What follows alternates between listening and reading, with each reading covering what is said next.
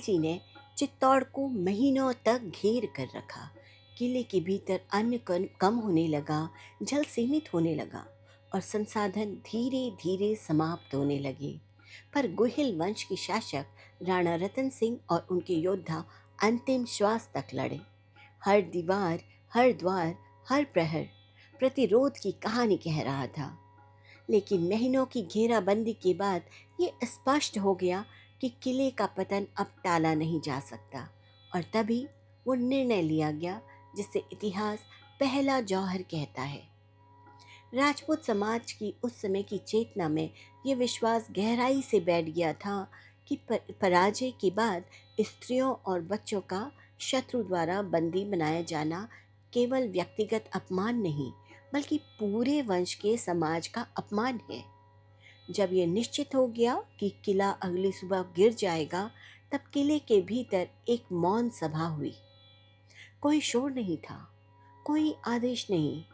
स्त्रियों को स्थिति से अवगत कराया गया और फिर स्वेच्छा से, सचेत रूप से जौहर का निर्णय लिया गया। रात्रि के अंधकार में किले में एक गुप्त प्रांगण में विशाल अग्निकुंड तैयार किया गया। स्त्रियां अपने विवाह वस्त्रों में सजी, मांग में सिंदूर, हाथों में चूड़ियां।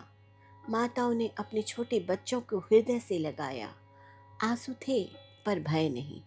और फिर एक एक कर वो अग्नि में प्रविष्ट हुई। ये कोई उत्सव नहीं था, ये क्रोध नहीं था, ये वीरता का प्रदर्शन भी नहीं था।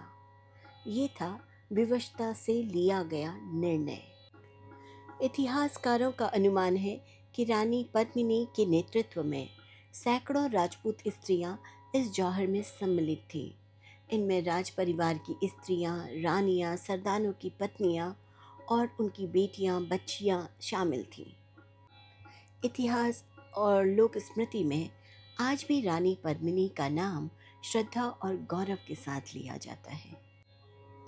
इस भीषण त्रासदी की रात के बाद अगली सुबह सूर्य उगा, पर चित्तौड़ में उसकी रोशनी भी शोक से भरी थी। जौहर के बाद किले के द्वार खोल दिए गए। राजपूत पुरुष केसरिया वस्त्रों में थे, हाथों में तलवारें थी, पर शरीर में उन स्त्रियों की चिताओं की राख जिन्होंने स्वाभिमान को प्राणों के ऊपर रखा था।